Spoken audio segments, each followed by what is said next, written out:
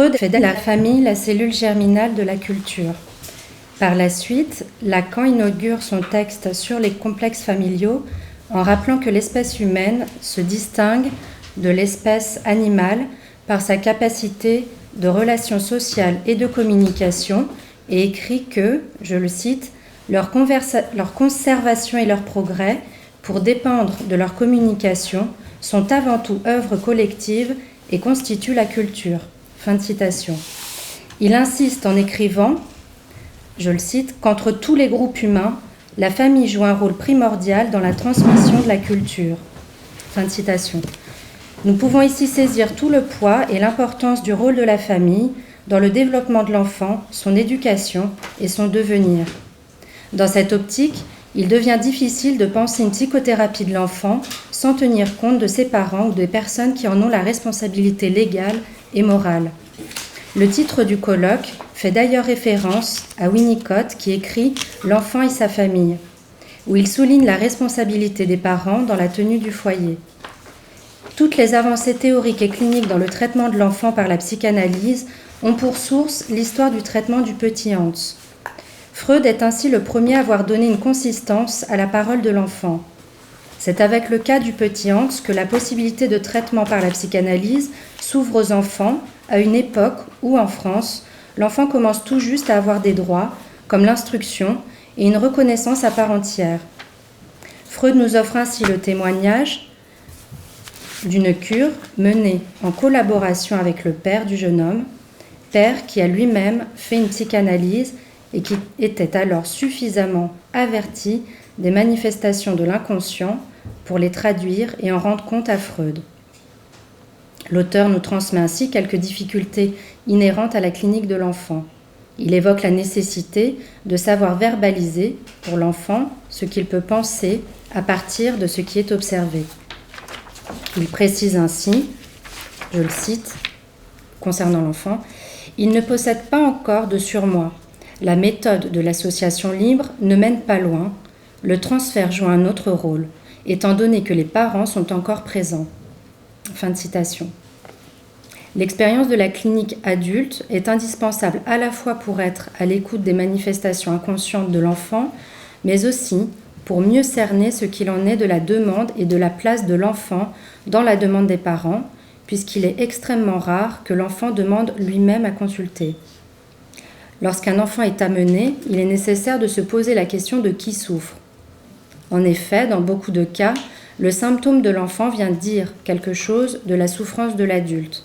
D'autres fois, il est difficile de répondre à la question du qui souffre, tant les parents s'organisent pour masquer la vérité.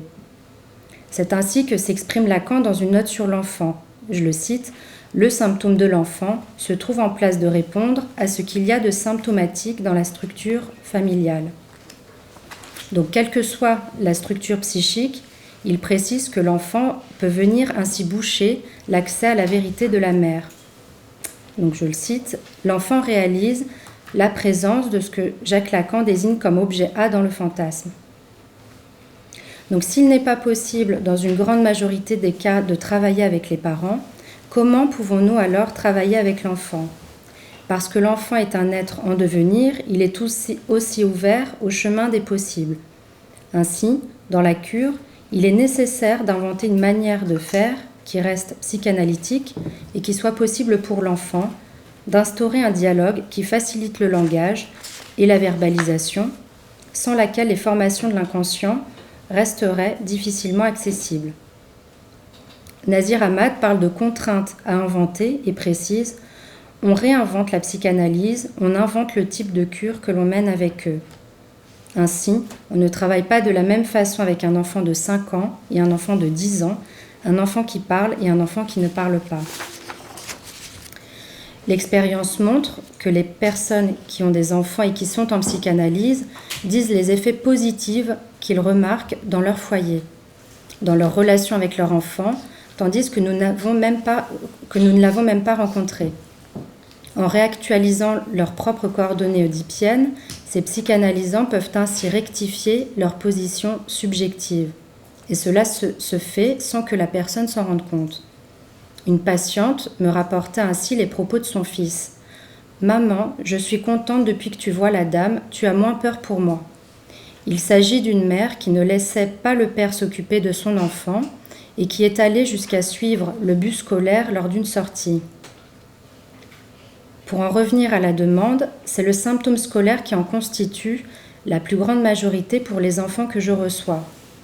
Nous pouvons nous demander pourquoi l'école. L'école condense les espoirs et les désirs parentaux et constitue un vecteur de réussite sociale. Il est alors normal de le voir investi fortement par les parents, quand au contraire, elle devient symptomatique pour l'enfant. Grâce à l'école, nous pourrions dire que l'enfant trouve une porte de sortie pour exprimer le mal-être qu'il ressent dans sa famille et qui ne trouve pas d'autre moyen d'expression. De plus, l'école fait appel à la sublimation des pulsions et devant cette exigence culturelle et les désirs parentaux, l'enfant peut présenter des difficultés, des conflits qui peuvent entraver ses apprentissages. Dans certains cas, sans l'école, l'enfant reste livré à lui-même et désigné dépotoir des passions, idéaux et conflits irrésolus parentaux.